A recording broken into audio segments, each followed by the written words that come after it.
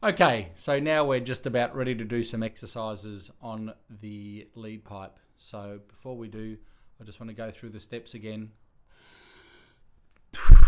Make sure you're getting the release of the abdominal muscles, pulling air in. Now we're not doing a full complete compression breath at this stage. Let's just relax the abdominal muscles and then just take a nice breath in, and we're going to use, find the airstream, move, move,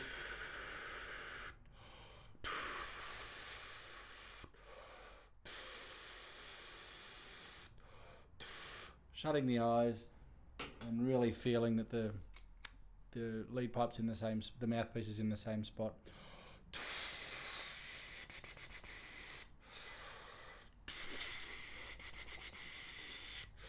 And then remember, whatever note comes out, it's going to be different for everyone. Some people will have, as I said before, like air. So I'm assuming now that we've got to this exercise that you've developed just even a low sort of pedal tone, or it might be higher. So let's go for something moderately low.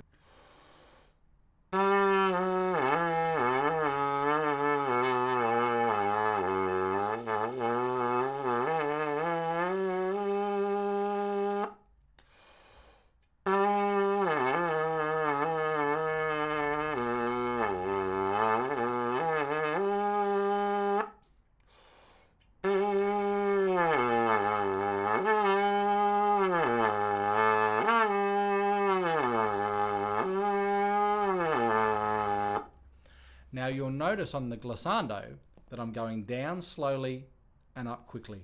I'll show you again.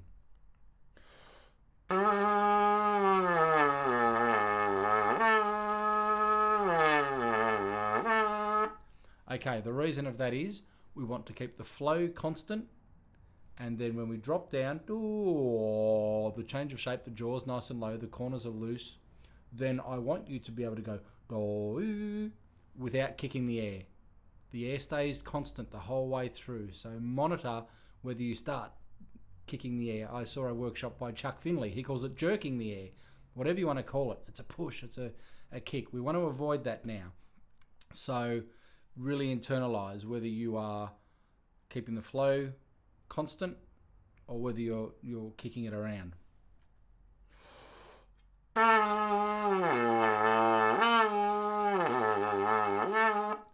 We want to sever any ties between pitch change and a kick of the air, because it's going to be really useful for later on. Now, I stress that this is a technical development exercise. Of course, I understand when you get up into the higher register, sometimes if you're going to give an accented note or you want to keep the volume the same, you will feel extra support from down here. But yet again, I say, this isn't what drives the pitch change. For the purpose of developing the skills of developing shape, we want to ignore this kick completely and just develop shape. So then, when you've found your note, now we start and just sort of work up a little bit.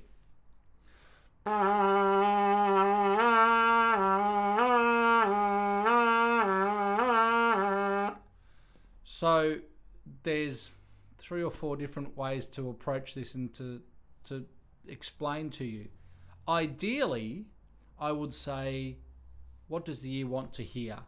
Go with the ear, and then don't think about the machine at all. Now that's great. If we can play through the whole range of the instrument like that, then all of the exercises and information here are really not that necessary, because you play by the ear and then you'll be able to play the result. Unfortunately, it doesn't work that easily, so the understanding of shape is very important. So what will I say? If you can't hear it and then do it, let's go rightio. Now, I could say arch the tongue slightly. Okay, now remember that arching the tongue alone is not going to do that much. It might make a small difference. It'll probably just change the tone of the sound coming out. I could say lift the jaw up a little bit. I could say tighten the corners. I could say aim your air up higher. One of those might work for you. Just experiment. But the thing that I don't want you to do is pinch the middle of the lip. It's too easy to do. Or push the air. Now watch this. If I push the air,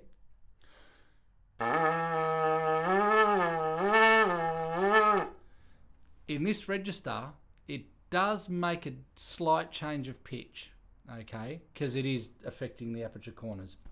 But try doing that up in the upper register and you're going to be in a lot of trouble.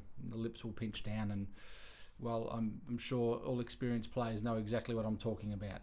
So I need you to disengage the kick to establish the pitch change. So just go with the flow, the airflow constant, and just experiment and find what works for you. Okay.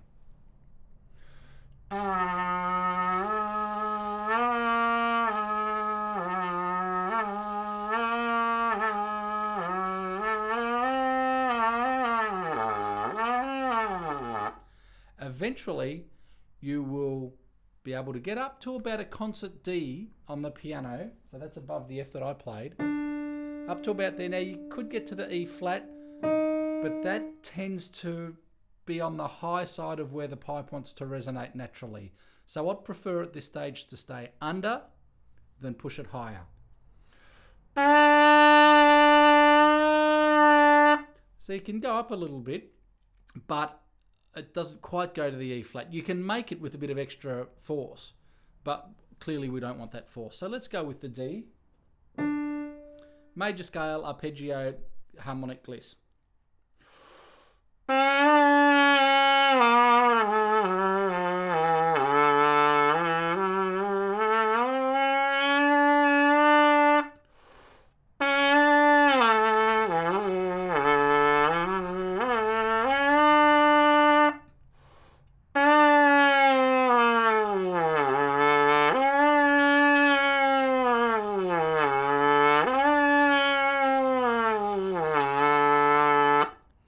Okay, so do a few of those every day before you start playing, and you'll really start and feel this loosen off, and you'll feel the corners working and the jaw movement that's required. You can't do it without moving your jaw, but remember that's an integral part of the whole shape idea.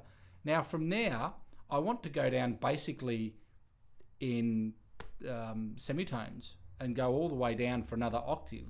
So the bottom note is actually a really low D, like an octave below the low note that I just played then. So for the sake of making this video an hour long, we're going to kick ahead to, we've done D, let's do A,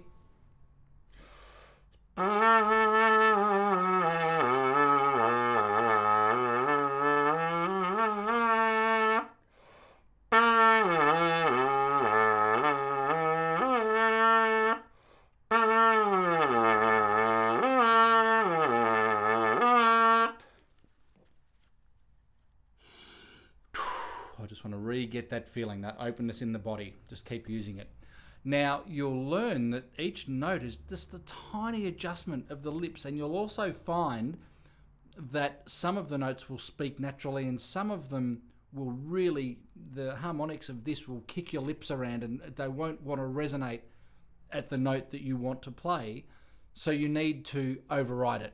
You need to go, no, this is the note that I'm going for, and that will really firm your corners, and then the flow of the air with the corners there firm will override the harmonics of the pipe. Let's go down to F.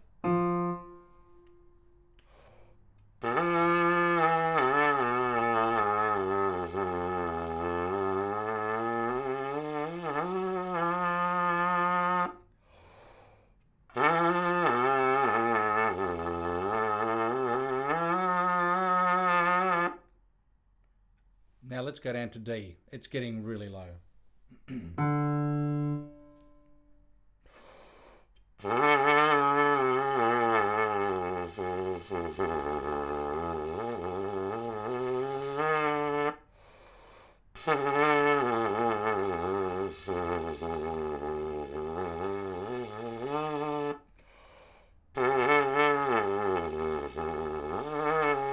So it's getting really low. By the time you go through those, you've done your job, which is figuring out that the air can stay nice and full and flowing.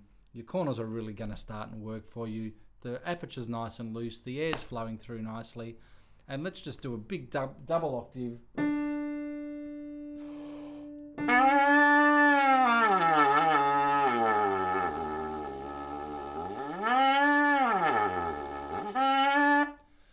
So by the time you've got that 2-octave movement there, we're going to be right now to proceed ahead and without kicking, go into the upper register, which is still the lower register of the trumpet. But I'm sure even from doing this, you'll be starting to feel that freedom and openness that maybe you haven't had before in your playing.